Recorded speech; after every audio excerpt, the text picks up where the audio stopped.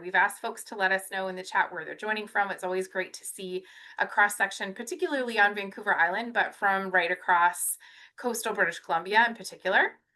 And so before we get started, one of the questions I always like to ask folks, and our team likes to ask folks, is kind of, we're going to do a little, I think maybe some myth busting. If you can maybe raise your hand, we'll try that. We'll try the emojis. If you believe that earthquakes, the more earthquakes we have, that releases the pressure and that might help us prevent having a larger earthquake. Do you think that that's true or false? Or does it matter about the magnitude or the size of the earthquake in order to release that pressure? So you can type your answer into the chat, and I will see if I can get the polls going while Alison is presenting. Do we think that's false? So Christina says false. What do others think? So the more often we have an earthquake, especially some more regular earthquakes, that maybe we would see some of that pressure. Multiple releases are good, but it's true. I like Amy. I feel that that's like it's an it depends moment. I like that. Okay. I love it. So, yeah. He's here to learn. That's this good. is great. And that's what we're all here to do. This is a safe space to ask questions. So please do feel free to pop those questions in the chat. But John, I'm going to turn it over to you, and you can share with our friends here. Is that true or false? And our friends at Natural Resources Canada will take over. Thanks, Jen. There are some great responses here. It's false. The tiny earthquakes that we record each and every day around British Columbia are so tiny, they're really just a drop in the bucket. They're not releasing nearly enough energy to help keep us away from the big earthquakes. So it would take 33 magnitude 3 earthquakes to release the energy of a single magnitude 4. And it would take more than 1 million magnitude 3s to release the energy of a magnitude 9. So the little ones we record are just a drop in the bucket. They're way too small. Thanks, John. Right. Do you want me to get started on our deck? Okay, and I've got our little faces on each slide so we know when to talk, because we tend to both do this sort of presentation, and we're sharing the stage today. So I will. Hooray! Okay, let's get started. So yeah, John and I both work for Natural Resources Canada. We're both earthquake seismologists, but we do slightly different work, and we really love what we do. So earthquakes. I did want to say before really getting into this that earthquakes are not like what you see in the movies. In fact, they're not even like what you see on news programs, because when journalists go to places that have had earthquakes, they don't send back pictures of the buildings that did fine. They only send back pictures of the buildings that did poorly. So you get sort of a skewed image of what can happen in an earthquake. It is not complete and utter death and destruction, although it can be worse in certain areas than it can be in others because of building codes and things like that. Canada has a pretty good building code. We have a quite different situation than, say, some other countries where there's a very poor building code and poor older building practices. So I'll get into that in a little bit. So John, over to you. Well, earthquakes in British Columbia, we record earthquakes each and every day. There are more than 3,000, between 3,000 and 4,000 earthquakes recorded each year. And then there are smaller ones that are too small to record in many parts of the province. So this gives you an idea of the typical earthquake pattern across our province.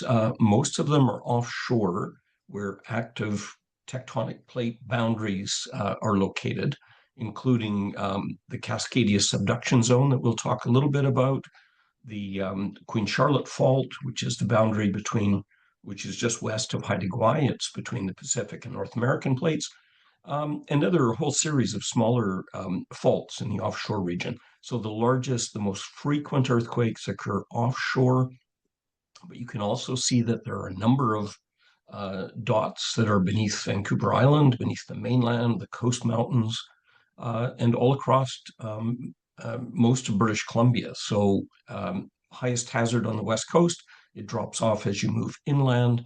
And there are a few earthquakes highlighted here. One was from last year, a magnitude 6.5, just south of Haida Gwaii. And one that if you're in the Vancouver Island regions, you probably felt on February the 21st. That was a 5.1 on the Sunshine Coast, and a 4.1 near San Juan Island in Washington State. That again, many of us in Victoria and Vancouver felt shaking from that earthquake. So lots of earthquakes. Most of them aren't felt. We've out of the 3,000 or 4,000, maybe a dozen or so are felt each year. But we also know that much larger earthquakes than what you're seeing on this map have occurred in the past and will occur again in the future. So those are the ones that we're really concerned with, and we like to learn from these smaller earthquakes to be better prepared for the big earthquakes. And a video of some shaking. I've forgotten which earthquake this is, but it's important to remember that during very large earthquakes, strong shaking can knock over cabinets, bookcases, computers can fly across the room. So be prepared for strong shaking and know what to do. Drop cover and hold on when you feel strong shaking, any shaking. Yeah, this video is actually from the Kobe earthquake. We're only seeing a few seconds of the shaking, but the shaking actually lasted a full minute and a half. So you can imagine this shaking going on for much longer than what you're witnessing. And you can, and as John said, there's that big sideways motion that is really shuffling things around quite dramatically. And that's an important point. The small earthquakes that we feel during the year, typically we feel shaking for a few seconds. But for these large earthquakes, magnitude 7, 8, or 9, you're talking about a minute or even 3, 4, or 5 minutes of shaking. So it's really quite different when you get up into these larger earthquakes. Yeah, exactly. Okay, so for us, I mean, this is a very exciting place to be a seismologist because we've got all three major types of plate boundary right off our coastline. We've got the Juan de Fuca Ridge system, which is where two oceanic plates are moving apart, the Pacific Plate and the Juan de Fuca Plate. This is like a miniature version of the Mid-Atlantic Ridge, which goes up through the Atlantic Ocean and through Iceland. In this version, the Pacific Plate is moving off toward Japan. The Juan de Fuca Plate is moving toward us, so it doesn't last very long before it subducts beneath us. And in these sorts of zones, the earthquakes tend to be quite small. They're usually about a magnitude 5 or so, and they're well offshore, so they don't really pose a threat. Along the west coast of Haida Gwaii, we've got the dominantly strike slip fault, the Queen Charlotte fault, very much like the San Andreas fault in California. This is side-by-side motion, and we've had two extremely large earthquakes there. There was an 8.1 in 1949, and there was a magnitude 7.8 in 2012, and many other earthquakes in the magnitude 7 or so range. So this is a very active area. And you can see there are quite a lot of earthquakes along that fault line. And then, of course, most people at this webinar are interested in the Cascadia subduction zone. So we have the northern end of the Cascadia subduction zone off the west coast of Vancouver Island, but it extends down along the Washington, Oregon, and Northern California coast. So this is about 1,100 kilometers long. So because it's so long and because it's a subduction zone, it has the potential to produce very large earthquakes, upwards of magnitude 9. So this is an area where we're focusing a lot of our concerns. But in between the earthquakes that happen along here, because they happen only every few hundred years, the earthquakes, the two plates are still moving toward each other. And they're stuck together but moving toward each other. So what's happening is the Juan de Fuca Plate is pushing against the North America Plate. That's the one you're sitting on. And the North America Plate is bending and buckling as a result. So we have earthquakes within the North America Plate. We also have earthquakes within the subducting Juan de Fuca Plate as it pushes its way down into the mantle. And the star there is for the Nisqually earthquake that happened down near Olympia in 2001. So this is an area where there's quite a lot of activity going on, and it keeps us quite busy as seismologists. Typically, the most common damage in earthquakes is older brick buildings, masonry and stone. And this building you can see is quite badly damaged. However, I'd like to point out the table and chairs in that upper story. If people had been in that building, in that room, and they ducked underneath those table and chairs, they would have actually been quite nicely protected against this major damage. Much more safe than if they tried to evacuate out of that left-hand doorway. And this is something I'd like to really point out. This is why we don't want you running in an earthquake, because if you're trying to run out of a building, the outside edges of the building where most damage occurs and where people often get injured. This right-hand image is from the Kobe earthquake. There's great rebar going up the columns and along the beams, but very little wrapped reinforcement, holding that together so it can stay linear and do its job and hold up that beam. So that column is buckled, and that beam is now being held up by a Coke machine, which is not structurally sound. In terms of houses, homes, wood frame construction tends to do quite well. What often fails are things like porches or poorly constructed additions. Chimneys are not very good. Of course, they're masonry. And so we do have a chimney in our house, and we have put extra planking around where that chimney passes through the roof so that if the chimney falls toward the house, those bricks don't come through to the floors below and land on us. And then, of course, garages, because it's a big open space along one end. It doesn't really have any stiffness or strength, and so that can often buckle and fail. But generally speaking, you might be in a house like that white house or that yellow house or the beige one, and it might be damaged, but you might still be able to live in it. Maybe part of the house that is not damaged. And that would be a comfort. You're still at home. You still have access to your things, that sort of thing. So you may not have to evacuate your house. It depends on how badly damaged it is. Most people in North American architecture, however, are injured by non-structural damage. In other words, the contents of the building. So the left-hand image is a tragic one from the Napa Valley earthquake. And this is something I think about every time I go into a liquor store and I see all those expensive wines on the top shelf. The right-hand image is a typical office. So you've got light fixtures, ceiling tiles, furniture, other objects that are being shifted. And this is what we want to protect you from. When we tell you drop cover, hold on, we don't want things falling on you and injuring you. So that's why we want you to get underneath something if you can, a desk, a table, chair, whatever, to protect yourself from that falling debris. Over to you, John.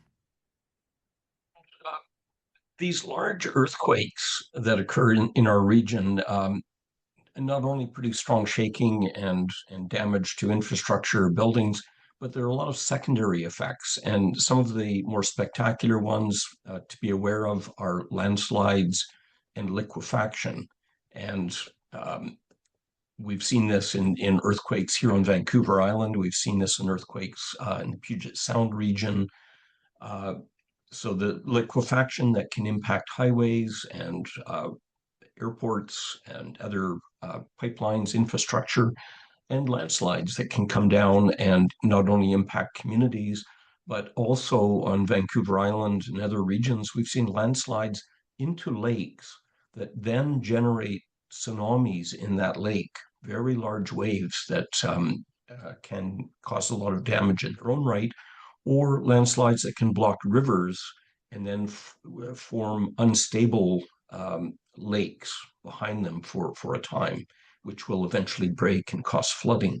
So we have to be aware of these secondary effects. And the 1946 Vancouver Island earthquake, a magnitude 7.3, triggered hundreds of landslides on Vancouver Island and triggered landslides as far away as the lower mainland. So something to be aware of if you feel strong shaking. If you happen to be near a lake and you feel strong shaking, move to high ground because the landslide may generate a significant wave in that lake.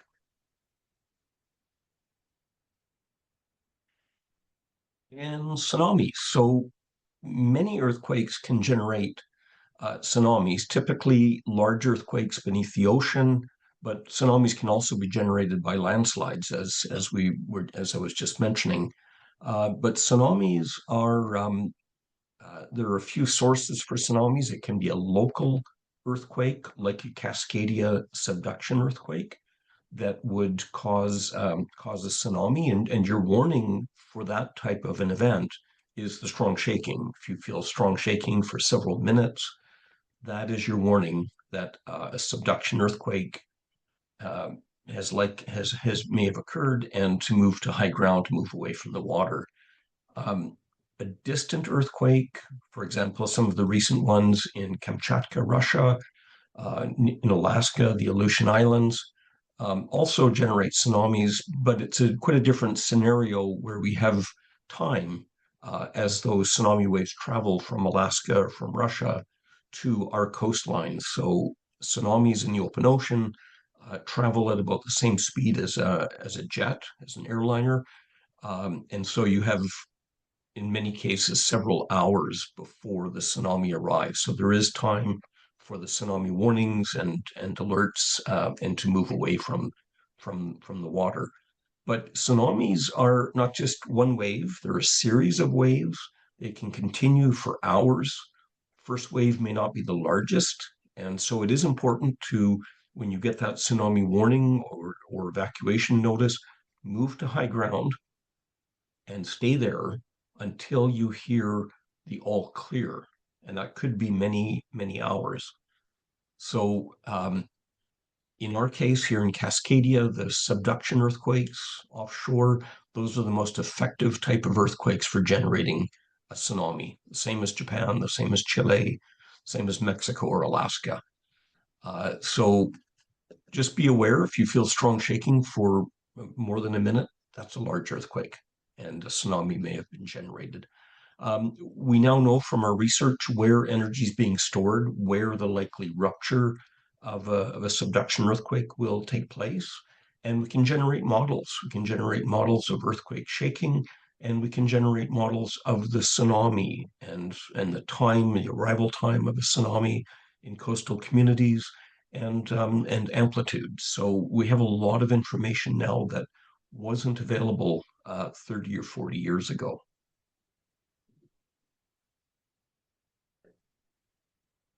And secondary effects, the soil failures and slumps that often accompany strong shaking um, can cause issues for buried pipelines, for water, sewage, for hydro poles, cell towers, so electricity, the internet. These are all things that you can expect to be perhaps unavailable after a strong earthquake. So again, the importance of preparedness, the importance of expecting to be on your own for several days, or on an island like we are here, perhaps a week. So the importance of having a good emergency kit, being prepared. Yeah, it's essentially you're going to be camping for a while, and unfortunately, that lower left image could be the glamour of your life for a while. Um, okay, so we're going to talk about how to prepare and respond, because it's always good to follow with the good stuff.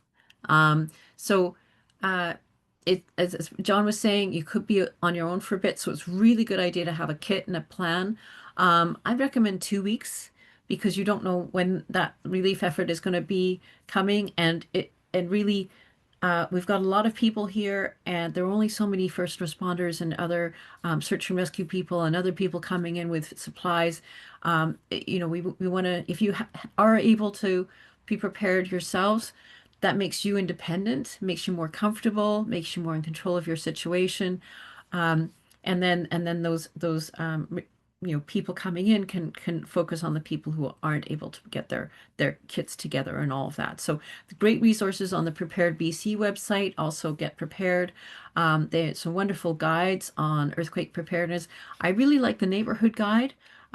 It's a really good idea to know your neighbors. For instance, so for my back fence is a woman who is a retired nurse. That's someone in my community with medical training. There's another lady who lives down the street. She lives alone. We need to go and check on her. These different things make you more resilient as a neighborhood. Our friends across the street, we're going to pool our wood, and whichever house is doing better, that's where we're going to live together, and we're going to have twice as much heat, or for twice as long anyway, by pooling our wood piles. So just these sorts of things, these sort of planning is a good thing to do. Do place a pair of shoes, sturdy shoes, and flashlight under your bed.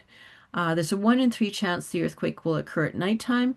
It will be dark, as John said, there will probably not be electricity.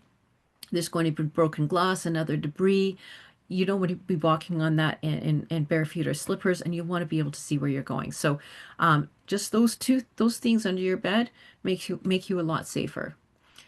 Your camping equipment is a great start to your kit. It gives you that little shelter.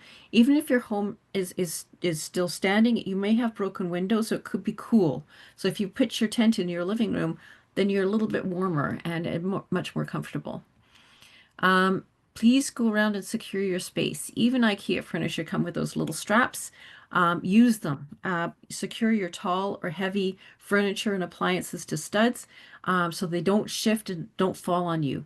Also, store your heavier items down low because things fly off shelves and out of cupboards, and you don't want to be hit in the head by a big can of tomatoes or something like that. So, do store your heavy items down low and include N95 masks in your kit. This picture from Christchurch is not of smoke, it is of building dust, and you do not want this in your lungs. So please do put those masks in your kit. We all have them now. We're all familiar with them after COVID. And then finally, make sure you have a tsunami map so you know where to go. Have it printed off because you may not have the tech to be able to look for it after the earthquake occurs. So it's good to know where to go before the earthquake occurs. This image is actually from the Ucluelet area, and they have a really great tsunami map. During the earthquake, drop, cover, and hold on. Of course, we're all going to be practicing that at 10:16 tomorrow morning. Sorry, I had to think about that. Do practice. If you can't do it then, do it sometime. By doing the muscle memory, by doing it, you create muscle memory, and then your body's more likely to take you to that safe space during an earthquake. Brains do not function well under stress, and your instinct could be to run, which of course is one of the worst things you can do in an earthquake. So we want you to create that muscle memory so you do that safe thing. Now, there are of course other reactions to do in different situations. If you are, oh yes, and please do go around your home and practice what to do in each room, because you're not going to be running from room to room. You need to protect yourself right away wherever you happen to be. So in bed, you stay in bed. You turn onto your stomach and you cover your head with pillows and write it out. If you're outside, stay away from hazards like those old brick buildings, electrical lines, things like that. If you're driving, pull over somewhere safe, set your parking brake and turn on the emergency flashers. If you're in a wheelchair, turn away from the window, lock the wheels, and cover your head and neck. And just anywhere, try to get down low and cover your head and neck with your arms. And just try to protect yourself as best you can. Please do not run outside. While you're running, you can fall and things can be falling on you. And as you exit, you're in a very dangerous place. Don't get into a doorway. Doorways are not often structurally sound, and those doors can slam in an earthquake. And then do not believe in the triangle of life. There's someone who promotes this idea that if you squat next to a sturdy piece of furniture, you'll be protected. But it's really hard to know where those triangular voids might be. And so you often put yourself into greater harm's way. Afterwards, yes, over to John. And after the earthquake, so after the shaking stopped, and the first thing is use your plan, what you've put together before the earthquake, where you're going to meet your family members, what you need to check around your home to see if it's safe. In terms of communication, don't use your phone except for text. Text uses much less bandwidth. You have a much better chance of a text message getting through. Don't call, don't use your phone unless absolutely necessary, of course. One of the things is expect aftershocks. And the larger an earthquake is, the larger the aftershocks will be, the longer they'll continue for, and the larger the area that will experience aftershocks. So it's quite a different story from a magnitude 3 to a magnitude 9. But in any event, expect aftershocks, and typically most frequent in the first minutes, the first hours after an earthquake. If you're near the coast and near water, You should move away from the water, move away from the coast.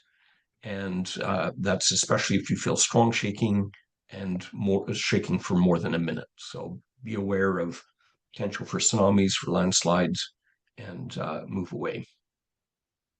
Thanks, John. So I'm going to tell you a little bit about earthquake early warning. This is a project I've been working on for the past 5 years and technology that I'm really excited about. So earthquake early warning has proven effective in several other countries. It's triggered by the earthquake's P wave. So that's the initial jolt or rumble you might experience. It's usually not very damaging.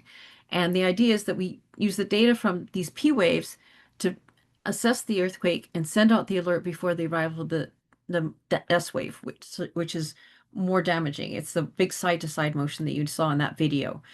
So this system is trying to beat seismic waves, which are moving kilometers per second, which is quite remarkable. So it's fully automated. No human is involved in the process, and it can provide seconds to tens of seconds of warning. Now, this may not seem like a lot, but it allows various protective measures to be taken and can really reduce the impacts of the strong earthquakes. So I'll show you a little video here. There's a P wave going out. It's being detected. The alert sent, and then the S wave comes through. And you saw that train stopped. People were alerted, and it makes people a lot safer. So it's really a thrilling technology to have operating now in BC. It'll soon be operating in Eastern Canada later this year. So I'm really thrilled about it. So we're sending alerts based on the magnitude, which is the size of the earthquake itself, and the intensity, which is how strong the shaking is. So we're only going to be alerting you if you have potentially harmful shaking coming. For public alerting, we're using the National Public Alerting System. This is currently used for severe weather and amber alerts, and the distribution goes to cell towers, radio, and television. So there are multiple ways that we can reach you. And we're doing this for magnitude 5 and above and shaking intensity of 4 and above. So that's where things start to shift and could cause injury. So we also have the potential of doing automated responses. So we can send specialized alerts to systems which will do things like stopping trains. This has proven incredibly helpful in places like Japan and Taiwan, where they've stopped trains in earthquakes. Had those trains continued, they would have gone onto damaged tracks and would have derailed, and they were carrying hundreds, if not thousands, of people. So this is a very clear way we can make people a lot safer. You can have alarms in hospitals and other medical facilities to stop surgery. You can open fire hall and ambulance bay doors so that they don't get jammed shut. The vehicles can still get out and help people. You can divert all sorts of different kinds of traffic, like airplanes from landing, stopping cars from going onto bridges or into tunnels, moving elevators to the nearest floor and opening the doors so that people don't get trapped in them, securing different kinds of industrial equipment and dock equipment, even doing such things as closing valves. You can protect your water source. You can protect the environment from hazardous chemicals. You can park hard drives and ready generators so you can still be functional with computers afterwards and use those to help do whatever you need to do. So all these little things that can be done with just a few seconds of warning can really help us be more resilient in earthquakes. So we had our first earthquake early warning for magnitude 6.5 off, or for 6.4 off Haida Gwaii. It determined that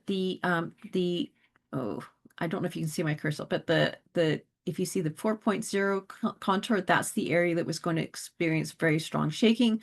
So of course the census subdivision that includes this area was going to be alerted by TV and radio. That's how that alerting works.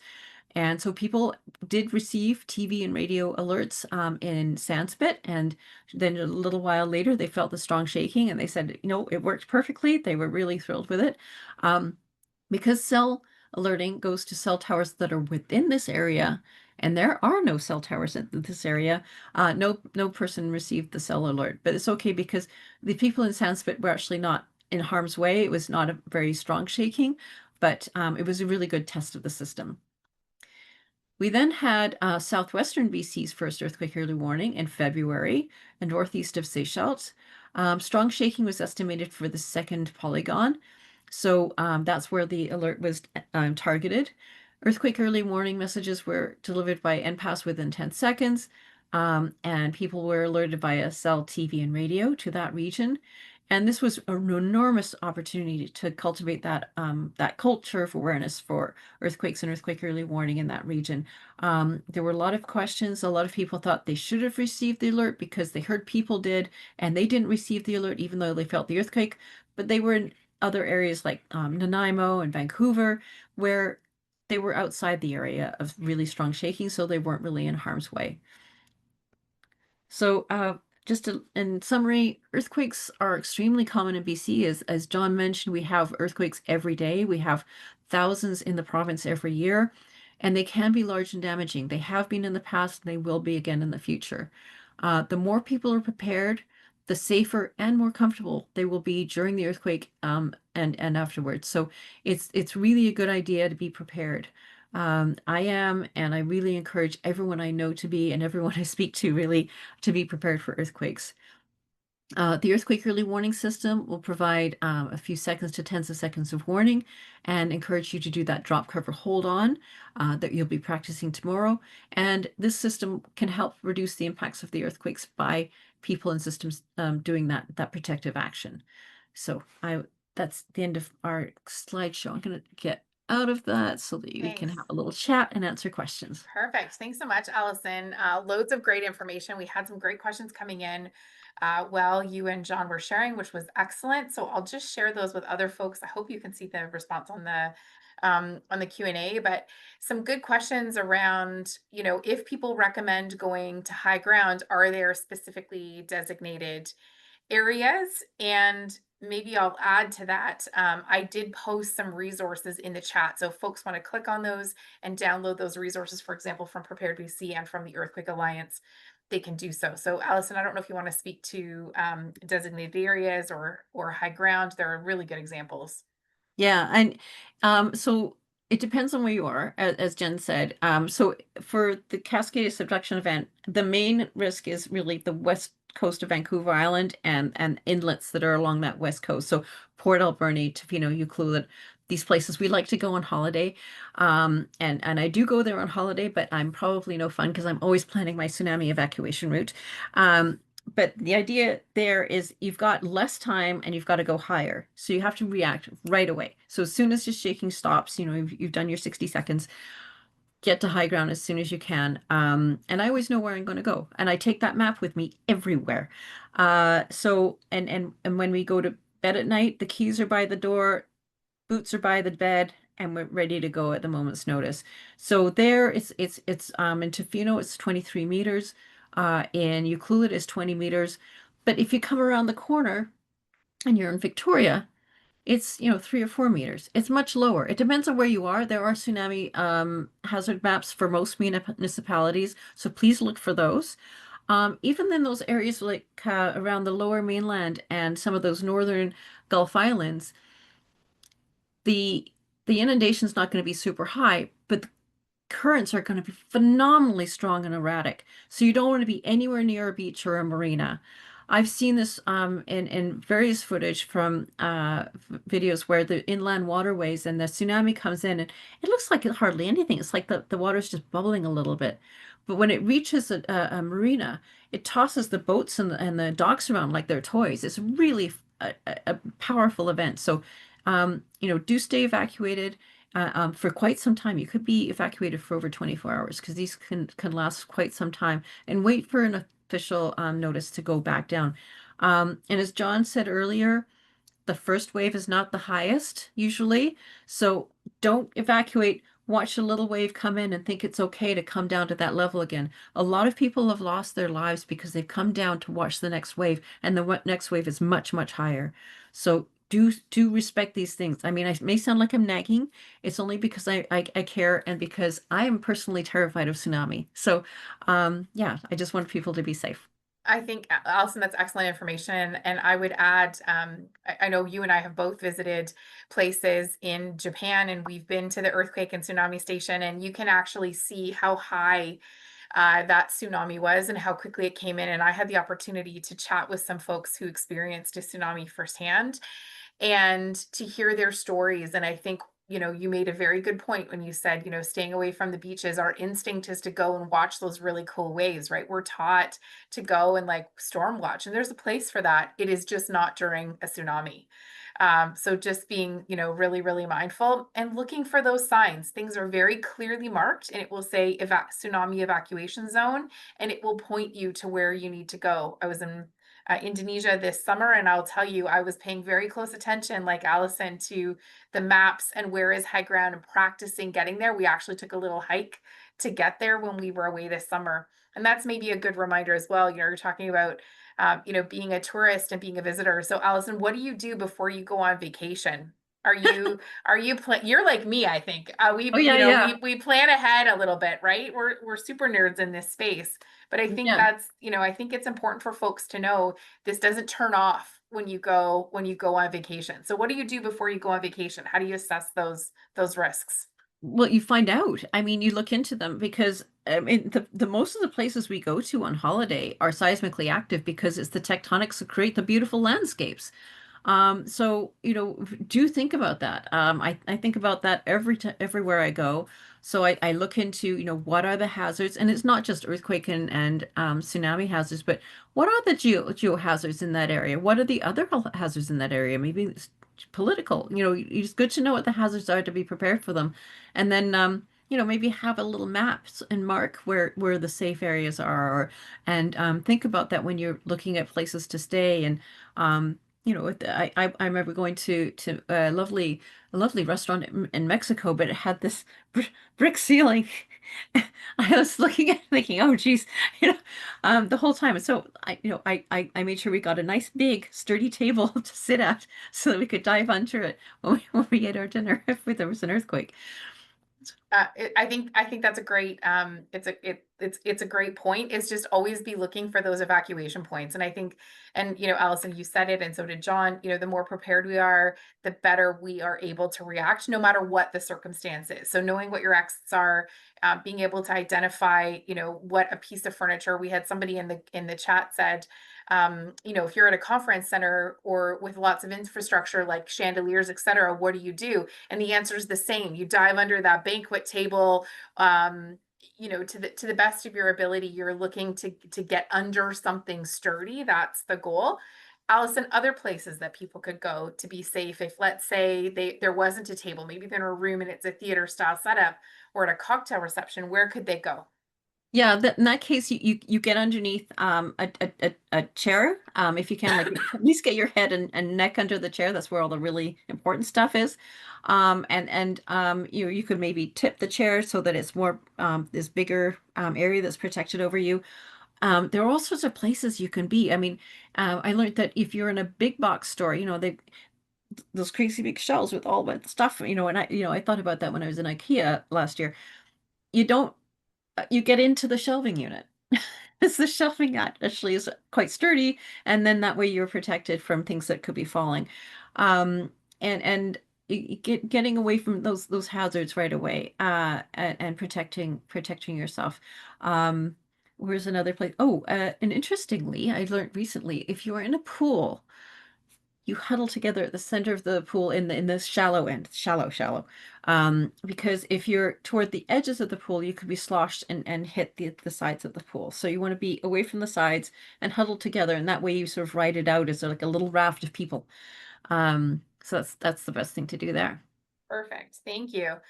There's been a few questions as well about earthquake early warning and Mhm. how do we ensure that we're signed up? And I think, you answered that in terms of it really is an automatic push to notification, but there's also an opportunity. And I think Jeri will speak to voyant alert systems, depending on the community that we're in, and or the Alertable app is another good one to have on your phone. And that allows you to receive those push notifications. Maybe John or Allison, if you want to speak to how long it might take for, let's say, a tsunami notification to come in. If we were to see a faraway earthquake like we saw more recently in Russia, and our friends in Hawaii did need to practice their evacuation protocols. Fortunately, there was no serious injury, but just sort of speak to that sort of timing and what people can expect. Maybe I'll give that to John. Well, actually, can I answer Of about? course, yeah, I yeah. just want to say about the earthquake early warning. It is automatic. If even people visiting the area should be able to receive the alert, um, provided their phone is set up to has their operating system up to date, and it's a modern cell phone. It's not that little flip phone like my dad has. In terms of alertable and voyant, that's after the earthquake. You're not going to get the alert before the shaking because there's a delay in that system, but it sort of lets you know that something has happened, and it gives you a little bit of information. So Yeah. it's a great system for later on, but the earthquake early warning is through NPAS only at the moment. It also will give those cascading impacts. So if we suddenly see road Yes. closures or other significant disruptions that folks need to be aware of, that will push through the Voyant alert system as well. So it's kind of that integrated emergency response, right? Yeah. Which can be really helpful. Oh yeah, it's a perfect system. Yeah. So John, do you maybe want to speak to, how long it might take for an earthquake, or sorry, a tsunami rather, to reach us, let's say following an earthquake, or like we saw in Tonga, a major volcano? So it depends on, like the earthquake early warning systems, it depends on how close you are or how far away you are from the earthquake.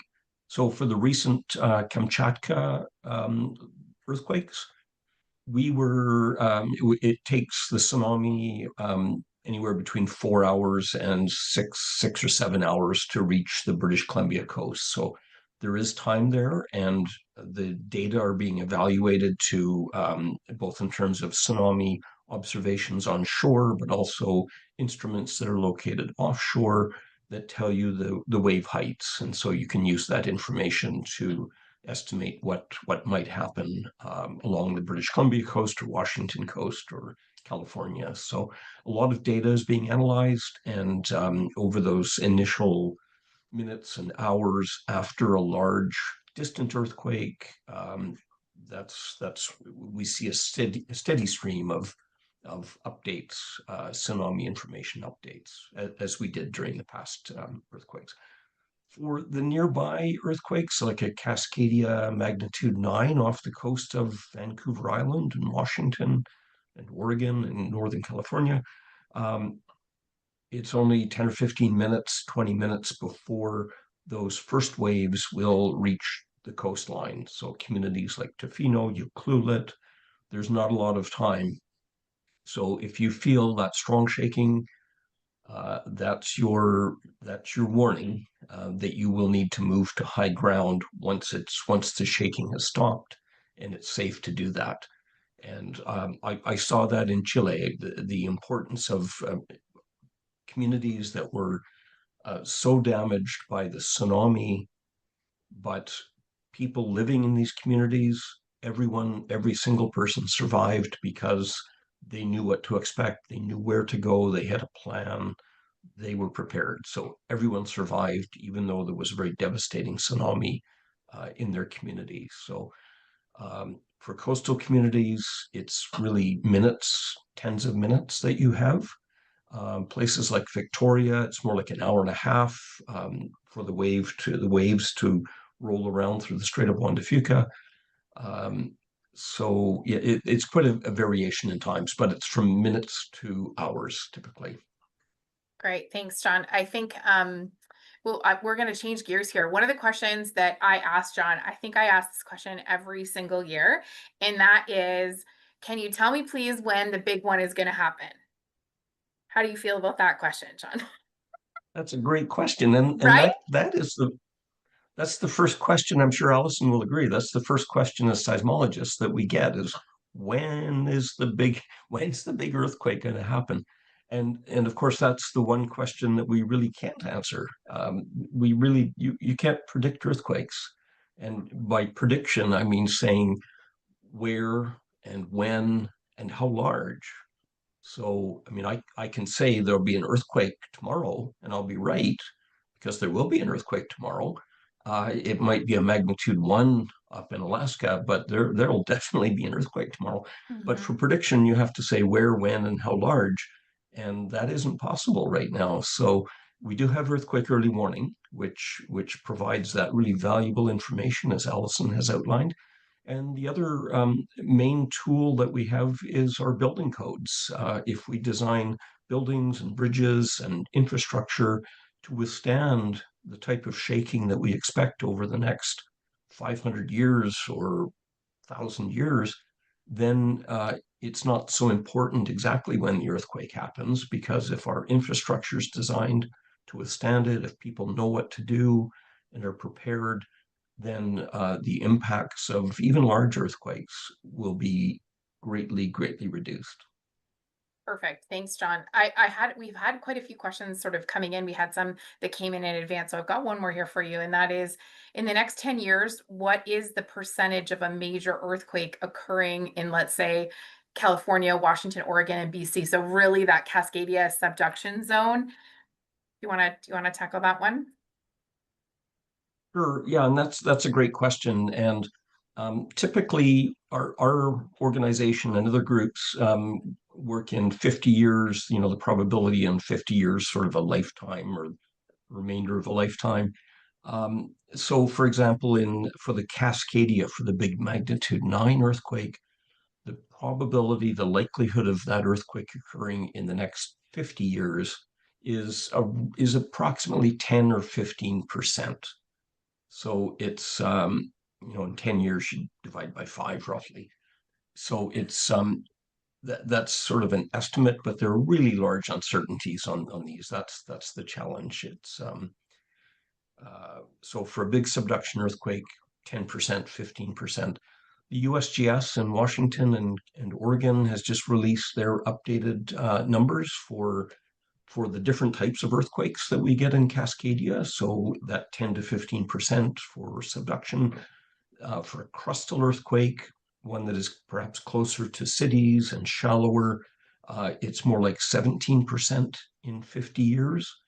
And for these deep earthquakes, like the Nisqually earthquake, that is about 85% probability of a magnitude 6.5 or larger, a damaging earthquake in the next 50 years in the Puget Sound region. So we have these 3 different types of earthquakes in British Columbia and all through Cascadia. So those are approximate numbers. Here in Victoria, if we combine all of those, we have about a 1 in 3 chance of a damaging earthquake in the next 50 years.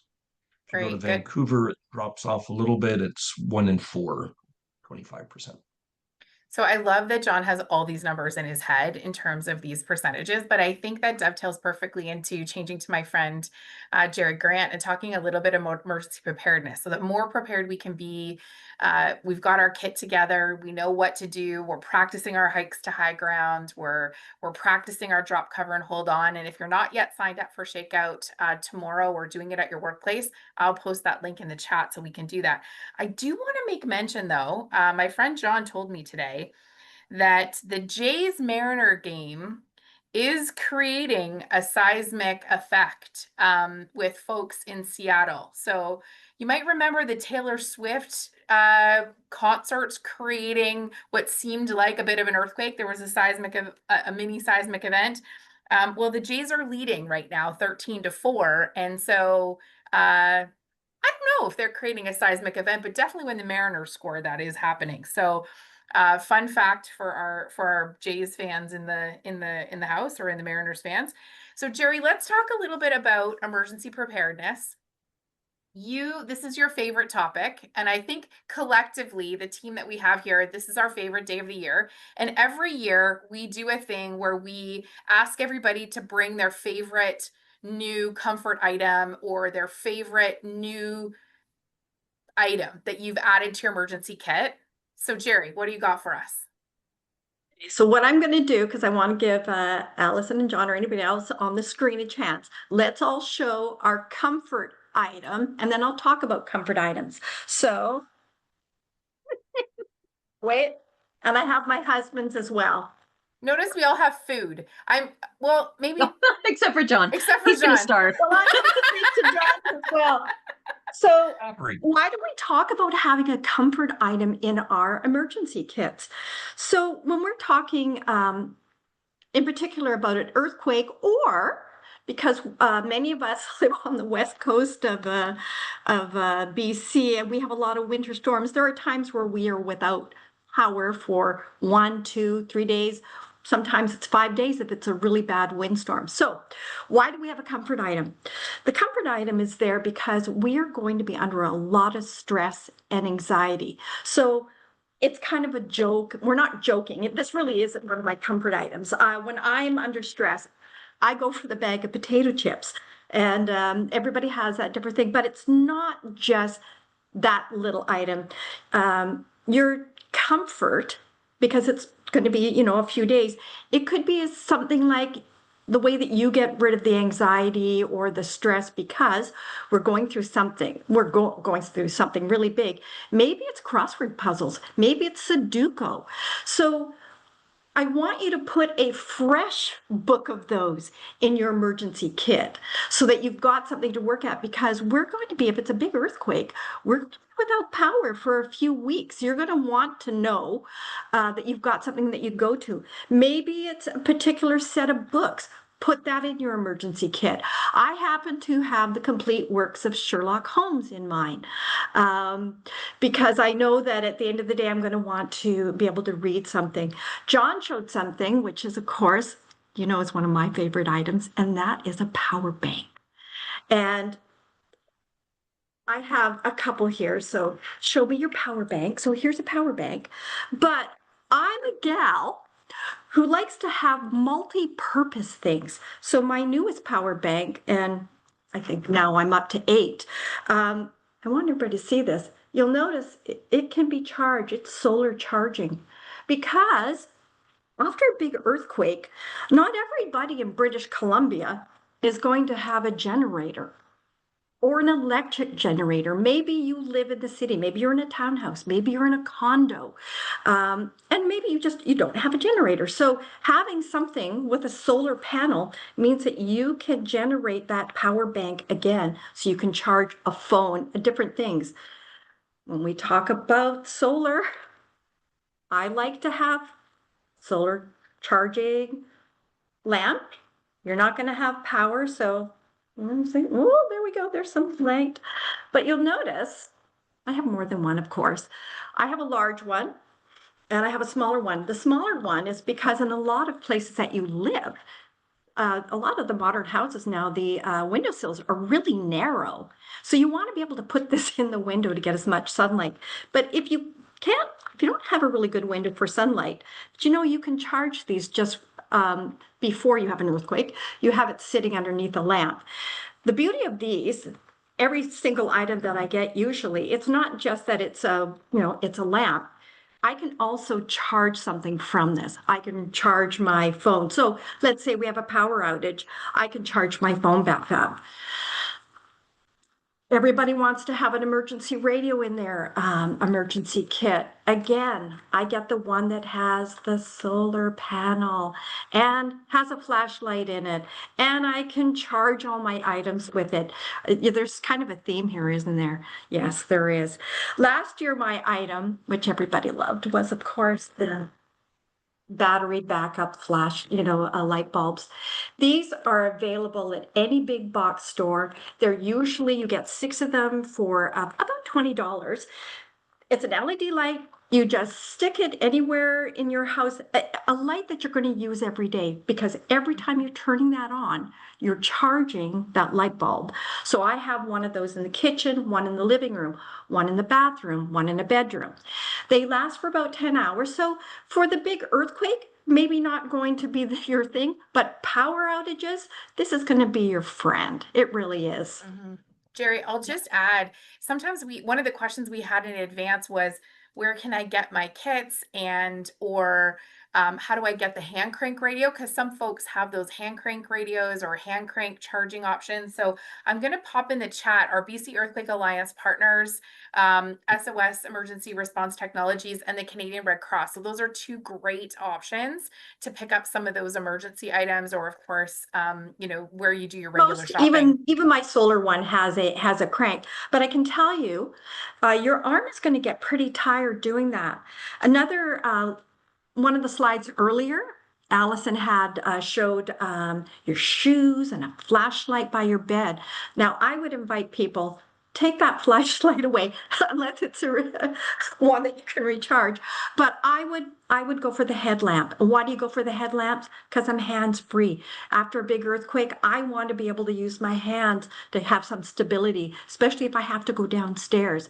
And that N95 mask, yes, have a bunch of them in your emergency kit, but have one in that shoe and with your headlamp, because that dust is kicked up right away. So you want to be able to put that on right away, especially if if you're coming from the bedroom. Jeri, I'm going to ask you, we've got a couple of good questions here, and I'd love your feedback from an emergency response perspective. What do you recommend in terms of people picking up their kids from school, or, trying to drive following a big earthquake? Other suggestions for just being prepared? And I'm just mindful we've got about 4 or 5 minutes left here. Oh, was the question that they're buying the kit through the school? No, sorry, just that should parents go and pick up their kids if there's an earthquake? Or what kind of preparedness is usually happening? I don't know. This is a really hard question. It really depends where you live. If a strong earthquake, John and Alison were showing slides where, there's roads impassable, right? If your kids happen to be at school, and I hate to be the bearer of bad news, but chances are they're going to be at school. You're not going to get them. Those roads, if passable, are supposed to be there for emergency responders.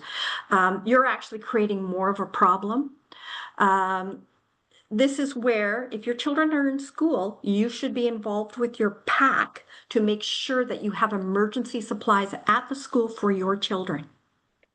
Jenn has her daughter, I remember for a few years ago, she has a little kit. So this is just a kit to have in her knapsack on her way home in the event that something, were to happen. And it doesn't have to be an earthquake. It could be some sort of big storm. It could be, there's a lot of different reasons why all of a sudden your kids are on the school bus or at the school and they can't come home and you can't get to them. So really having a really good relationship with the pack and making sure that your child has some sort of emergency supplies in their knapsack that they take to school each day. For my daughter, she used that little kit. It has a little flashlight, a comfort item, some candies, things that just would sort of a little note and little notepad and a little puzzle book. And she has used that kit more times than I can count. With that little flashlight, they were at gymnastics and the power went out, and she was able to go get her little flashlight out of her bag, and they were sitting in a gymnasium that had no windows. And so you can imagine how dark it was in there, and little kids, they were really upset. And so she was able to sort of calm the littles down because she had a flashlight. So, it's the things that you don't even think of. There was a good comment from my friend Jen McKecken in the chat, and that is, thinking about things, if you have somebody in your family with diverse abilities or a mobility issues, or maybe a special needs diet, that we need to think about those things. So Jen has, we call her the cheese ball. That's her guide dog. Her name is Parmesan.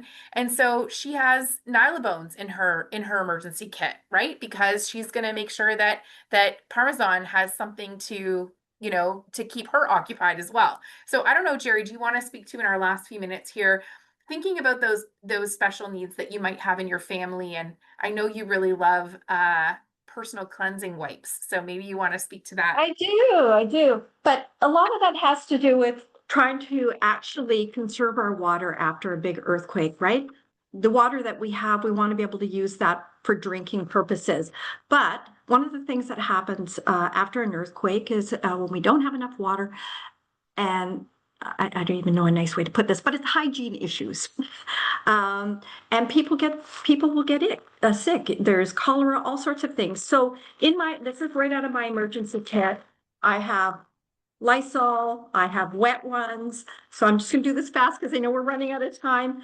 I have ones that I can clean my body with. So any type of baby wipe, because you're not gonna be showering, you can use that to get clean.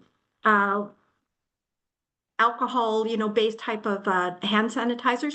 We don't recommend this for using nonstop, especially if you are lighting fires, like in a fireplace or your propane stove afterwards to keep warm and to do the cooking, because with too much of the alcohol sanitizer, when you light the fire, you actually can have light yourself on fire. So if this is just sort of in a pinch. if you make sure that you buy all sorts of different types of wipes, they're always on sale. But having something like a Lysol wipe that you can do counters and things, so you know that your food isn't being contaminated, making sure your hands are clean so you're not spreading germs. It's you need a much longer time to talk about the hygiene part. It's Those not a are pretty subject. great tips. It's not, but it's so important. It's so, so important. It's one other thing I want to leave to do with the kits, because an earthquake can happen at any time. So we talked about talking to your pack, making sure there's kits at school. Those that are taking the bus to go to work, you should have something small in your knapsack. You should have a kit in your car. There could be an earthquake on your way home and you're not getting home. Have an emergency kit in your car. Have one and have a separate one where you work.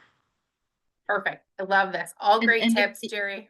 And if you wear contact lenses, I learned about this from the Fort Mac fires. Yes. Make sure you've got your contact lens solution and all that, because people ended up with bad eye infections because they didn't have their That lens is that special needs, is making sure you have all those different little things like that. Yeah. I have somebody in my family that is gluten-free. Medications. We want to make sure that if you take a daily medication, that you have a supply somewhere that you're going to be able to access. Pharmacists can typically generate kind of an emergency prescription, but that's going to take a little bit of time. So those, really thinking thoughtfully about those special needs things, dietary concerns, and making sure that you're planning ahead for those. Okay. We are out of time, friends, and it is 8:03. I always feel like we could talk all day, and probably the four of us, well, we definitely could probably do that. I want to just say thank you so much to our panel, so Jeri, Alison, and John, for sharing your knowledge with everybody here tonight. I hope for the folks that are joining us virtually that you've learned something new. We would love to hear your comments or your feedback. This session is being recorded and we will post it on the BC Earthquake Alliance website, so you'll be able to refer back to it. But if ever you have any questions, you can always reach out to us directly. All of us are on LinkedIn. You can also email info@bcearthquakealliance.ca or go to the website, and certainly happy to answer any questions that you have. And a reminder that tomorrow is ShakeOut. So we're going to invite everybody at 10:16 tomorrow to drop, cover, and hold on. Thanks everybody for joining us today.